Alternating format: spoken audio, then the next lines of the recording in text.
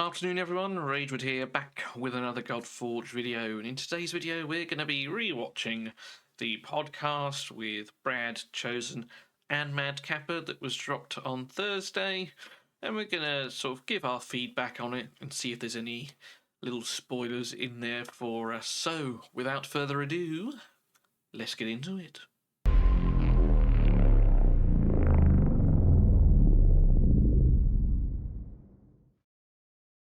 Now, we've not done this for a hot second, but we are edging ever closer to getting our hands on beta testing, if you will. And it's not too late to sign up. You can come along to fateless.gg. You can click the beta sign up button, fill in the form, and then as soon as any news goes out about the testing, which is coming in sort of March, April time, you will be the first to know. But let's jump into the video. Now, as always, I will put the link to the video in the description down below if you want to watch it without my input. As you can see, we do have Madcapper joining us today. Now, I suppose, who is Madcapper? He was like a long-time OG raid player, started playing similar to when I did, had a very good account. I remember just him having a very good account and popping up in Chosen streams and Simon's. And yeah, he made his own raid content as well, but he is no longer doing that. And again, like I normally do, we're going to skip through chunks of the video and just take a look at key points or things that I think are interesting to get a bit of insight on. Now, this particular bit, they're talking about tutorials, so let's listen to what they have to say. Absolutely. I think the problem I've found with Watchers is that, and I think Raid gets a lot of crap for this, but I think they do an amazing job, is that first campaign. First off, it takes you 15 minutes to get through the tutorial, 10 minutes maybe. I mean, we've all had sponsorship. We all know that cycle game. But then you can go in and you play the campaign, and they give you a story each chapter. Whereas with Watcher, and I say it's been a while, but I seem to recall it was like after each level, and it felt like stop talking to me and let me play and stop and get forcing involved. me to do this Oh way. my god! Yeah. It's funny because we're kind of going through our very early game, our tutorial and first time user experience right now. We're building it out and we're testing different elements of it. And we had someone actually join the team recently who's done a lot of early game experience stuff and also has built like economies for games.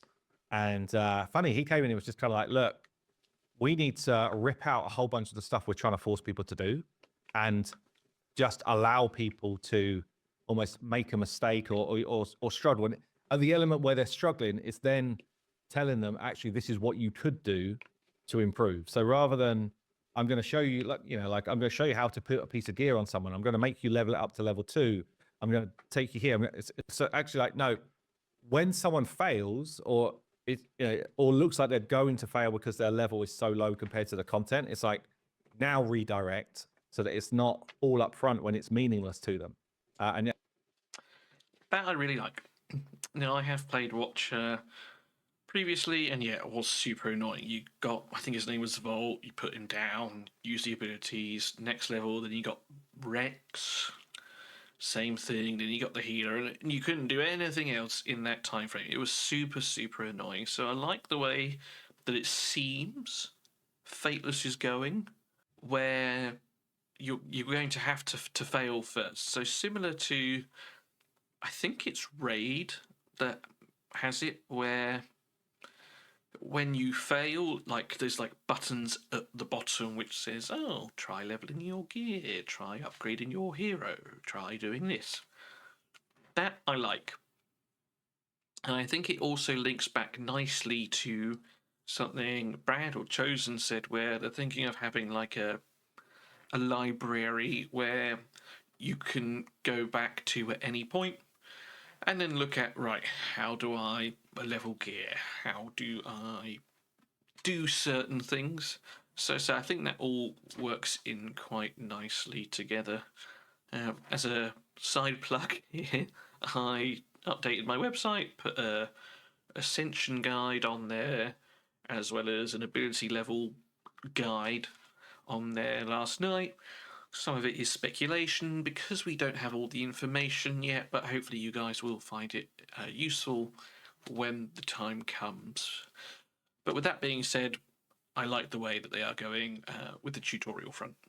Maybe not so much in the gacha, but I think in the AAA gaming, allowing yourself to fail is a staple of playing the game. Like I'm thinking even Starfield, which mixed reviews. I love it. I don't know why everyone hates it. But that beginning, your beginning is you mine a piece of thing, and then it's like, oh, now there's a firefight. Now you got to learn how to grab that gun over there, and then you got to grab it and you got to start shooting the enemy, and it doesn't hold your hand through that.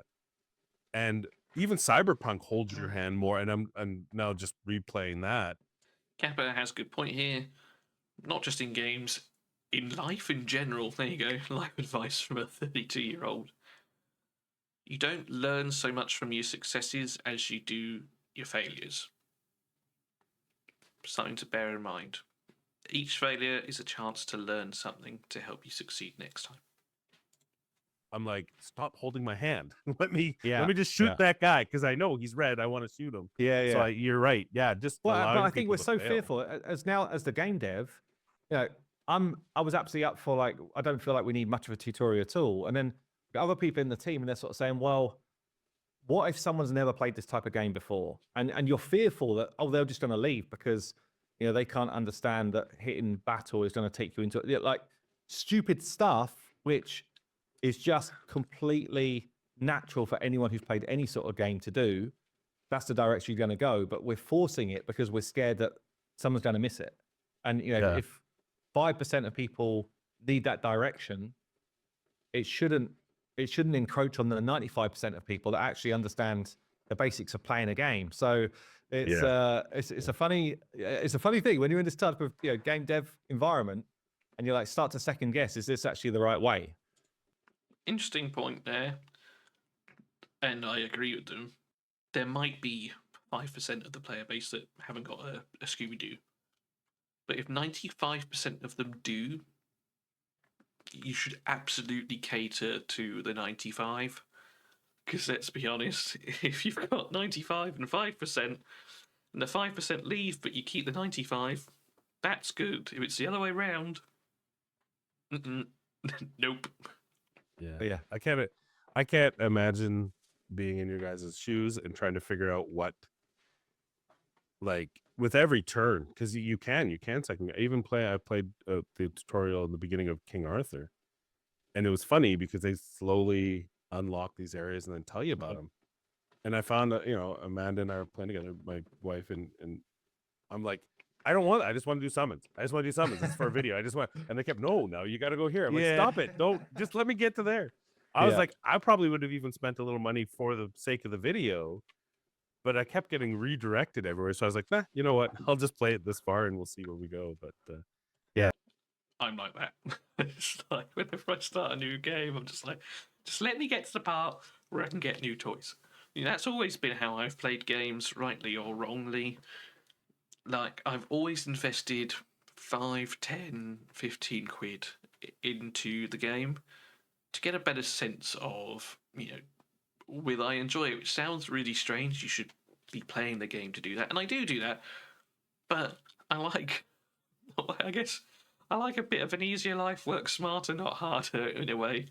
If I can pull a slightly better champion to make that little bit easier for me to begin with, and then get a feel for the whole game, that's how I do it. I am that guy who buys that 99p pack, in King Arthur. Not this time round, because I haven't played it this time round, but certainly in the last time round, you could spend $4.99 to get the ice version weapon of King Arthur, and I did that, and it helped me massively. So I can see where Kappa's coming from here, especially if he's making content. People want to see shard pulls, and that's definitely what I'll be like. What, from your perspective, Capper, what would be like that first hour? How do we get people to feel like, damn, Godforge is something here? Spoiler alert for anyone who hasn't played The Last of Us, but it's been like 8 years, so that's your fault. That beginning where it has nothing to do with the game. I mean, other than, you're just carrying your daughter around and trying to get her through. I've never played Last of Us. This is a spoiler for me. And that you have that wow moment when the daughter dies, and you're just like, did this just happen to me? And you're pissed off and you're angry, and that just set you in the moment. They're like, oh yeah, I'm gonna play this game. I want retribution. And you think it's fun, and that was a big wow moment for me. I remember with that game, it was just something different. And I remember with Assassin's Creed, which is a game that I played one Such a through. good game. I Love haven't that played the game. last one because they're not really what they used to be anymore. But that moment when you're like, hold on, I'm assassinating people from a build, I'm climbing through, but it was something wow. So I think one of the biggest things, and the same with gacha games, is it's got to have that wow moment where you're just like, this is really fun. And I think Raid, funnily enough, their horrible tutorial is that wow moment. They ate Elhain. They ate her in the first 5 minutes. You're like, Yeah. did they just kill one of the first four? And then you get to pick, and then I picked Elhain because I'm like, she got eaten. Oh, did you? Yeah. So, Nice. yeah. So I think what Kappa is getting at here, like Assassin's Creed, I loved Assassin's Creed, especially when they came out. Like the first on the original Xbox, I think it was. I played it. It was wow. It was different. It was like, parkour, free running across buildings. We all wanted to be able to do that as kids, right? And then the series, yeah, they got better. Some of them not so much, actually. I mean, Black Flag I loved as well because it brought in boats and cannon battles. You had the sea shanties. That was great. So there is that part of it. But, I mean, I think with the Last of Us example that he just gave us, I wouldn't say it's a wow moment. I wouldn't know because I've not played it. But from my perspective, it seems more like it had emotional engagement. It made you feel something inside that you're like, as he said, I want to get retribution. I want to, fight back. That was the hook moment there. So it invoked something in him emotionally, which made him want to stick at it. Now, I don't know if any gacha game I've played has ever given me that sort of emotional investment. I guess just because of the type of game that it is. But you can certainly have wow factors. I stopped playing Watcher of Realms to go play Dragonair for 2 reasons, I suppose. I'm a bit of a nerd and I love D&D. That's number one. The second was the graphics, looking at the characters, you were just like, oh my god, the level of detail in some of them was absolutely ridiculous. Even compared to Raid, I thought it just trumped Raid massively, and that's what got me involved in that. So, yeah, Godforge can do similar things. Definitely the graphics and the character design side of things is definitely up there. Is it as good as Raid? Sorry, is it as good as Dragonair? Perhaps not right now, but we're not even at alpha yet. They are only just doing it now. VFX need to be added and all that kind of stuff. So I do think they can get on par with Dragonair, perhaps even trump it.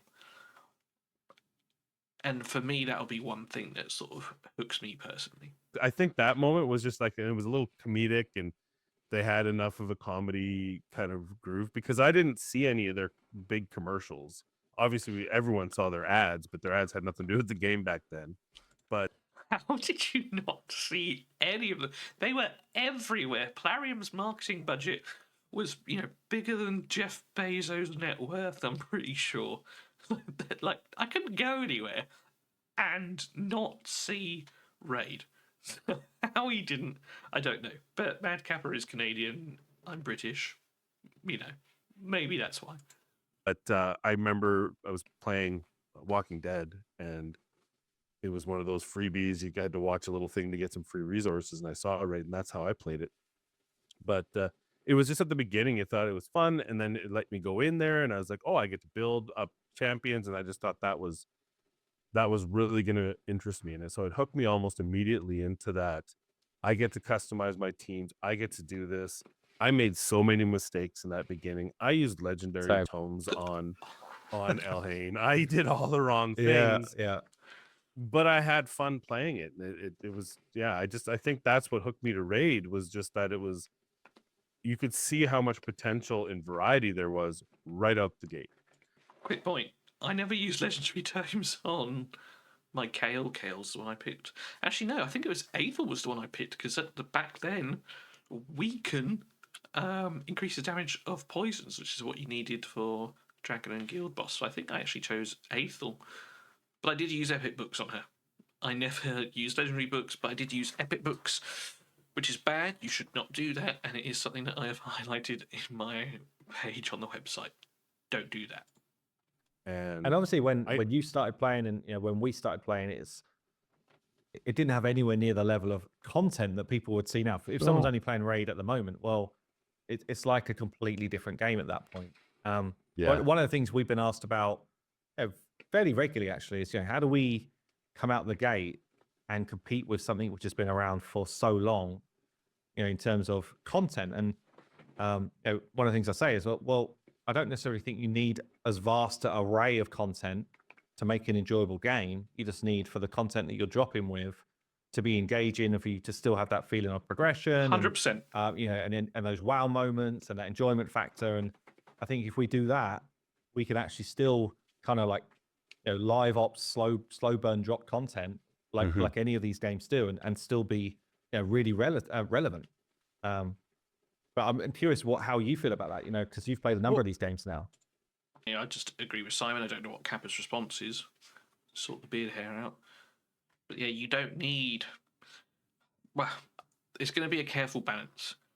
When Dragonair dropped, they time-gated the content to stop players from just sinking 9 hours into it day one, completing it, and being going, oh, there's nothing to do. But I think they did it too far the other way, where you would only play for like 15 minutes for the first 30 days each day. You'd be like, oh, I've done my thing, I've done my 2 quests, I've used my energy. Now I can't do anything. So there definitely needs to be a balance. But I do agree with Simon in regards to, you don't need like years worth of content to drop on day one if the stuff that you've got is engaging. You say, if you get that feeling of progression, oh, I'm stuck on clan boss hard, I'll go farm some dragon, great, I've got some better gear, I can improve that, roll that, great, now I've just done clan boss hard, etc, etc. When Raid dropped, as Simon mentioned, there was no Sand Devil, there was no Phantom Shogun. Heck, I've never even played Phantom Shogun. Iron Twins wasn't a thing, I joined during the Shamrock fusion, but yeah, there was just still, you had your usual dungeons, your dragons, your spiders, and I just enjoyed trying to beat it. Spider was the hardest thing ever, and then sort of that eureka moment when someone discovered that HP burn was the way to do the harder levels. You're like, my god, rather than just trying to or Aethel smash your way through AoE the early levels. But I still played that for a good few years before all this extra stuff came out. So, yeah, you don't need, years and years worth of content if what you've got is good. So, Raid broke through with, think of the beginning content there. It was nothing. Yeah. To the point where we're like, my God, we need content because we're having fun. We are progressing. But yeah, so I would think that just making sure you're feeling a sense of progression, you're feeling a sense of accomplishment. I think the accomplishment aspect, that moment when you can go and you can finally beat 12-3 or 12-2 or one of the 12s, because that's usually where that, or 11 actually, because it's, the 11 was the worst because it was a lot of force affinity and your starting champion was always magic affinity. Yeah. So, I don't know if any of you were playing, but 11 was actually the stage to farm when I started playing, because everybody was trying to max out Executioner. Yeah. Well, when I did start playing, so I started to absorb content, which is what I do. So if I decide I'm going to deep dive into a game, I'm like, right, let me just try and understand as much about this game as I can. Let me try. I remember Executioner being like a thing. So to get through 11, as Brad said, I remember that being like a massive thing, and then when he got nerfed, everyone kicked off because it was a rare hero that was actually good. I do remember that. certainly at that point, I guess games before that wasn't as readily available, but we were getting into that age of now content and guides and that type of stuff. So I was like spam watching content, and I kept finding all of this. You should do Executioner now. He's such a great champ, but I don't know if he was changed or nerfed or whatever. Yeah. But he wasn't the He's same nerfed. champion when I started playing, and it was. I don't No, think I started me playing neither. that long after you, Brad. But I was just like, I don't know why everyone's going on about this fella. Like he's not up to it. So yeah, it was like a red herring. Yeah, they balanced him about 5 months in. They nerfed him. Oh, a did little they? bit. Right. Yep. Okay. Yep. Yeah. Yeah. Interesting. Yeah, he was already nerfed, and a lot of people, whatever original clan I had gotten into, by luck, because at the beginning you're just like, oh, join a clan, okay. Like I didn't think of who. They said, yeah, don't bother with Executioner, don't bother. And I Getting think back to I want to bounce this off of you. From my perspective, what kind of hooked me with Raid was there was that constant, minuscule progression. It's like I get to a place in the campaign and I fail, but it's like if I just get 1% stronger, I can retry. So I'd go back to the Bastion, spend a couple XP brews on my starter. It's like, well, wait a minute, now let me go try this again, and then I would beat it, and that feels good. It's like, okay, I lost, I went back, I got just a little bit stronger, and now I'm able to push again. Okay, now I beat 4 or 5 more stages. I go back, and by then I have 20 mystery shards. Oh, okay, like I got that constant minute progression through normal kind of kept me coming back. It's like I just need to get a little bit stronger, upgrade one piece, and I might be able to beat that stage. So I think giving the player, I don't know if you agree with that or disagree with that, but giving that player the avenue to kind of slowly progress, kind of that first playthrough. You have to have fail points. You have to. I don't think it makes sense. Now, maybe we're different, but I think that if you can just breeze through something, it's not going to be fun. And you see that among you see these huge spenders in Raid, and they come and go because they consume with money, and then they finish the game too early, and then they get bored, and then they leave. Yeah. Man, that's probably Raid's timetable of bringing new content and champions in the game really ramped up, probably because they were like, oh no, we got to keep these guys happy with at least new champions. Now, would that be Yeah, as a person who has spent a lot of money on these kind of games, I think there's a level where it gets boring. Like as I mentioned earlier, I've always been one to buy like the $3.99 pack or whatever the early one is to make it a little bit easier for me. Because mid-game, when it gets really tough and it's a grind, and sometimes you do need just a couple of extra shards or what have you. Now for Wales, you have 5-star everything with multiple copies, have ascended and all that. I get that. I get how that can get boring, but I don't think if you are a low spender, for example, that you're going to ruin the experience too much. At least that's just my opinion. That real, because the moment of progression, feeling that success, you have to struggle. Like that's not just games. That's like watch any movie that's in the world. There's a point when your main character fails, and usually fails miserably, and something happens. A friend dies. A main, he feels like a failure, and then he picks himself up and goes. And it's that mindset that we have that makes a good story, that makes us play, is that very moment when you do succeed. Yeah, this is one of those things as well. So there's a lot of people that think that they want, let's take summoning. They think they want really improved odds from any other game that exists today because they want to collect the shiny toys as quickly as possible. Now, I've played games like that, and they get boring extremely fast. They think they want, when a new piece of content drops today, they think tomorrow they should have been able to beat it already in full. And again, that gets boring really fast. So, like you say, I'm a big believer of there being some challenging, almost like Brad was saying, small progression. Then you kind of hit a wall, and you need to actively go and either improve your squad or go and farm something else to improve your gear or whatever it is. Like you basically need to come away from that, make some improvements, and then come back, and then you've got this. Then you're getting over a hurdle, and that feels good. That's a feel good moment. So I think there's and again it's these fine balances, right? I think the best rates I've ever seen is Dragonair, where it's a 3% chance and your pity is 35. I actually really liked that because, you know, I'm one of those people who wants all the shiny toys. Like, these games for me are like Pokemon. I've got to get them all. Even if they're bad, I want to be able to tick them off, right? But getting the dice was hard, and they were more expensive. So actually, if you were a low spender, for example, I don't know if you'd actually end up getting too much more. Like, obviously you would, because the percentage is better, but I don't know. I do think 0.5% is too low. I'd like to see 1% as standard, 2% on a double rate. I think that's where I'd like to be. But, you know, they're following tried and tested, proven games. So I think we'll see the 0.5%. But I do agree what they're saying. You know, you will get to a point where you're like, oh, can't get through it. And there is that sort of good feeling of or dopamine that you get beating an obstacle, overcoming a challenge, whether they upgrade heroes, maybe you ascend one to 6-star or what have you. That is definitely a good feeling. But there has to be a certain level of difficulty in a game. Otherwise, Yeah. you know, it's just, as I say, it just gets dull. Yeah, And Well- we definitely don't want to be there.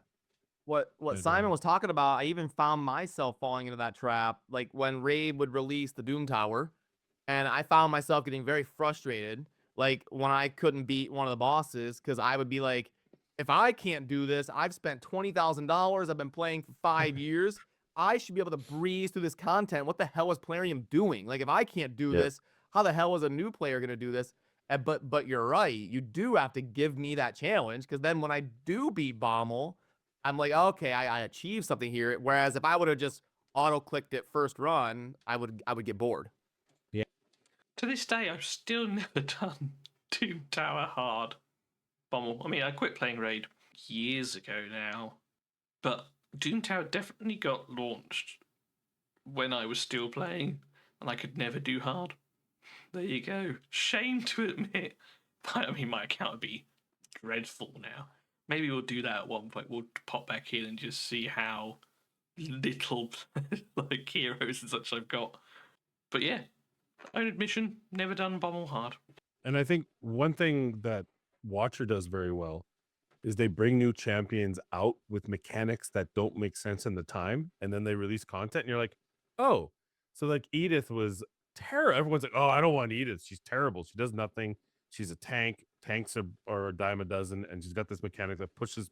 Why would you ever want to push away an enemy so you can't hit them? Oh, and then all of a sudden, Gear Raid 1 dropped, where you have to push. The best strategy is to push the enemy away because they're a time bomb that blows everyone up. You're like, oh, and suddenly Edith became the best in class. Like best in for class, that. yeah. And it's Yeah. and that's just one of probably 10 good examples in Watcher. I wonder if Godforge is going to do the same. Like we've touched on it a few times, both on my own channel and also the Fateless, that Poseidon is not going to be there for launch. You know, he is one of the 3 main brother gods in Olympian, you know, Zeus, Hades, and Poseidon. Surely Poseidon would be their god of the sea, and he's not. And that's fine. You can't have every god in the game for launch, but you know, I think we're going to get some sort of event. Maybe it's the first world boss. You fight, you know, like the weird, evil, like tainted version of Poseidon. We'll come on to this a bit more in a moment. And once you kill him, you get actual Poseidon instead of a fusion, for example. And then Poseidon will allow you to do the next world boss when it drops. So it'd be interesting to see if that's the angle they go at. The only downfall of Watcher, and I guess this might be veering off to a different topic, is the meta is so narrow that it becomes less fun. And from a content creator perspective, I struggle making videos on it because with Raid, how many ways are there to beat the guild boss? Even from year 1, you had 50 champions that you could piece together different strategies. Are you using counterattack? Are you using unkillable? Are you using block damage? Are you just beefing up shields? Like there's so many ways to beat that boss. You could do 100 videos and never go through all the combinations. Here, I actually remember that. Like, back in the day when Marta was like considered the top tier champ because she had increased defense with counter attack, and she had an attack down. Like there was a point where she was the best person, and counter attack was amazing. Skull Crusher was also great for the same reason. He had a counter attack, and he was an epic, so he was easy to get. And then Valkyrie was less good because she didn't bring the attack down. And then you had, I think it was like the Brogni drop, and then all of a sudden, Brogni and Valkyrie was the team. It was a counter-attack shield team, and then from there you had, like, I forget the name of the rare hero, but he had like tons and tons, and you kept like extending the shields or increasing the shields, which made him hit for like 2 billion at a time. Those were the days. It's like, okay, well, I need Edith. There's my video, and now what do? You're done. So I mean, bring it back to Godforge. My biggest ask from a player is that there has to be a reason to play something you've already beaten, and you think of, I can do it faster and quicker, and that's another the tower defense. The monsters are timed, so you can't do it faster. There's a Yeah, certain that was one of my frustrations with Watcher, Yeah. actually, is that I didn't feel like once I've done it, even if I saw someone do a really cool strat, I'm like, but I can already do it. And I can't do Yeah. it any quicker because that's not in my power. So Yeah. we definitely are angling for content which so it's not necessarily quicker in everything, but it's better. Like you can find better strategies to either farm more or farm faster, Yeah. or and that definitely in the kind of boss designs that we're fleshing out, that's really important. Certainly for when events eventually come around, and we don't know whether Fateless are going to do it like a raid timescale where you only get like 2 days to do it. I really hope they don't, and I'm sure they won't. But, if they do go down that route, speed at which you can clear content becomes really important because, we've only got so many free hours in a day. Like for me personally, it's the morning for maybe 2 or 3, and in the evening for the same. I don't want to be playing games all that time. If it's a great game and I choose to, great, but I don't want to feel like I have to. And so at which point it does become important on how fast you can clear these things. So yeah, I like, again, that they are taking that into consideration. We'll never have that issue like a tower defense game where it's all set and pre-timed. This will literally just be, how fast can you do it? Great. I think that's something interestingly. that So Godforge, I don't know how much you know about our mastery system right now. Have you seen any of the content? It's been quite sparse, honestly, but have you seen any content about the masteries that we're looking not to do? specifically, no.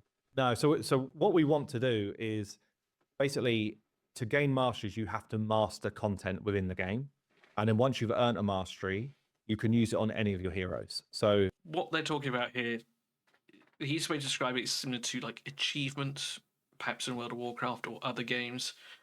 You achieve a threshold, beat clan boss in under a minute, you unlock something, and then you can use that across everyone, as Simon has explained. He'll go into a bit more detail here. I'm actually going to skip through some of this because it has been talked about already, but again, if you want to find out more, you can go back and rewatch this. But there's going to be a number of masteries that are known to you, so it will tell you, right, this is how you get this, this is how you get this. And then there's going to be a number of mystery masteries, chaos masteries, whatever the name they give it, where it doesn't tell you. It will just be like a blank thing, and then if you happen to unlock it, great, well done you. And that's where the community sort of involvement's going to come. You're going to say to your teammates, right, these are the 4 heroes I used. You can either go get it just for these 4 heroes, or if you don't have those 4 heroes, find out what each of those heroes have, and then sort of try and sub it out. So it might be bring 1 attack down, 1 defense down, 1 heal reduction hero, place them all on 1 boss, and unlock 5% chance to place debuffs. And that's going to be a lot of fun, and that's one thing I am super excited to sort of just sink my teeth into when Godforge does drop. Sure, and that is one of the that well, would be one of the. I'd love to hear like a couple of the things that you definitely would want to either see in the game or hope we achieve, within the build. What's kind of front of mind for you? The biggest thing for me is I want to always feel progression, Like I always want to feel like something I did today, not the day that you're spending 30 minutes, right? But the day I'm sitting down, okay, Godforge, today we're going to have a little fun. I want to feel like I'm progressing somewhere. There's always somewhere I can challenge myself. It doesn't necessarily, and that's what I like about that, those other challenges, those masteries you can go for, which aren't necessarily the core needs of the game, but is pushing yourself, because I want that. I want more than one way to skin a cat, which is the weirdest phrase now that you say it out loud. Why am I skinning cats? It seems like a very mean thing. It's got to be an old phrase, that one, right? Who's skinning cats? Why are we doing that? Why? You know who skins cats? Serial killers. You psycho. But anyway, like I want to be able to go into any piece of content and not be pigeonholed into one or two champions. Now, does it have to be certain content? You can be like, yeah, honestly, without a legendary or crazy gear, you're not going to be able to do it. I'm fine with that. That's part of the progression. But I look at what frustrates me about Watcher of Realms is there's 5 champions I'm using in everything, and there's 30 champions that are unique to one area, and every piece of content is pretty narrow. Like you've got to be able to have variety and diversity in character choices. Like, it's okay, as Kappa said, if a legendary does it better, or if some of the really hard content you need like perfect gear, all legendary heroes, that's fine. But there has to be diversity. You know, if someone is unfortunate enough and only has rares and epics, and the one legendary they do have doesn't even work in that area of the game, you've still got to be able to have some diversity. Your raid 3, there's 2 ways to do it, and that's it. Yeah. You know, so I have all these champions. I'm spending money. You want me to spend money on summoning, but now those champions that I've summoned better not just look cool. They better be useful. So yeah, more than one way to skin a cat. And then reason to go back. And I think that you've also, with the masteries included, reason to go back to old content. I want to be able to have times that I'm like, today we're going to tackle Cure Raid X, right? Stage X. And I'm gonna get that sub 1 minute, and I'm gonna break myself getting that, and that, or the guild boss or whatever. I think those are the 3 big things. It's funny, we talk about how it has to look good, and I think that's been a big focus. You guys really want to make sure that it's competing and even beating raid. If it's in the ballpark, that's all you need. It can't look bad. Looking bad, you can look at what happened with Calibria. That's what looking bad looks like. But I think it also comes down to tastes as well. I hate anime art styles. Can't stand them. Like, it's just not my thing. Which is why I like sort of the dark fantasy vibe, like Raid and Dragonair and this game. So I guess what I'm getting at is some people might say it looks bad because it's not what they're into anyway. As Kappa said, as long as it's respectable, which it definitely is at the moment, you know, it's not going to be a major turn off for some people. I had to force myself to play because I just didn't like the look. So if the look is good, which it is, I mean, we've seen the content. I don't need it to look the best, maybe unique, but that's not my world. My world is that progression piece, that always being able to tinker old content, new content, pushing myself, those sort of things. I think that's, for me, is that's what kept me in raid. It really. I will say, and so great points. I think it kind of falls in line with what we're thinking in terms of the look. It's like I've seen a lot of games come and go where they didn't look good, and I think that was a decent reason for why they failed. And so my ethos right before we started this project was it needs to be in this ballpark. We need to be playing in the same sort of space for us to really have a chance to break out. Because even if you look at some of the anime games, they look good, but in a different way. Like Honkai Star Rail, I did a load of research on Honkai for Godforge, and in my head, I didn't think it looked that great. I actually did. I played it when it first came out, and I thought, it's not really got much going for it. But then when I went back and started to really deep dive, I was like, actually, it is slick. What they have done, the work they have done, is phenomenal. But it's just in a different style to what I would normally go for. Therefore, you know, in my brain, I was like, no, I don't really like the visual. The visual's brilliant. It's just in a different style. So yeah, for Which is exactly what I just said. I'm exactly the same. Wait, I need a screenshot of this. And what are you talking about? Well, I did the one where it was like you take the different mythos. Like I had a story behind it that the Titans were coming back, and that all the gods had to band together to stop the Titans, and then you find out that one of the gods betrayed them all and has been breaking. Yeah, the but what seals is on the context? Titans. Like, were you pitching this to me or something? Yeah, well, long time ago I was pitching it. I don't to even you, and you're remember like, this. yeah, no, it's okay. Yeah. And you Yeah. can- So you can so ask, when we were talking about IPs, actually, Madcapper messaged me and was like, "Look, I've actually got a really cool idea for this genre of game as well." And I was like, "Funny enough, that's exactly like my idea." I was like, if we don't end up going with an IP, this is exactly the type of thing that I'd already been talking to Sham and Dan about. Not exactly the same, but like really Yeah. similar style. And I was like, Yeah. damn. And actually, I remember saying to Sham at the time, I was like, it sounded like we'd just stolen his idea. You sons of well, my That's really interesting. So none of us know the story or the lore or anything like that at the moment. But it's interesting that they sort of mentioned that. And I like the idea of that.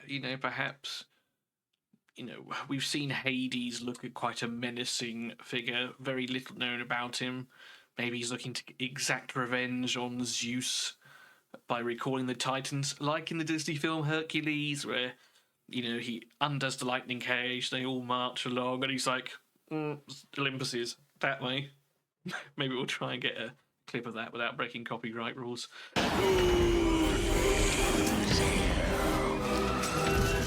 Guys, Olympus would be that way. But that's cool. Perhaps that is the story that's bringing everyone together, and maybe the world bosses that end up being gods, the Titans have, enchanted or something like that with Hades or whoever's help. And then you got to beat them to snap them out of that. Then they become good and join you. And maybe that's where we get the... what's it called? Tarnished and untarnished. Maybe that's where, you're tarnished because you are hypnotized and trapped, whatever, and then you become untarnished once you're free. Interesting. Something to think about, and is a potential cool line that they're going down. So it does sound like it's going to be something similar to that, which is very cool. I do like that. And that's where we're going to end it. After that, they sort of talk about Raid Cintranos. They ask for Capper's opinion on what hero he'd like in the game. He talks about Native Americans, which, Simon tends to sort of hint at that it could quite possibly be the 11th faction, some sort of Native American, Cherokee, Apache, that kind of thing, which I think would be really cool.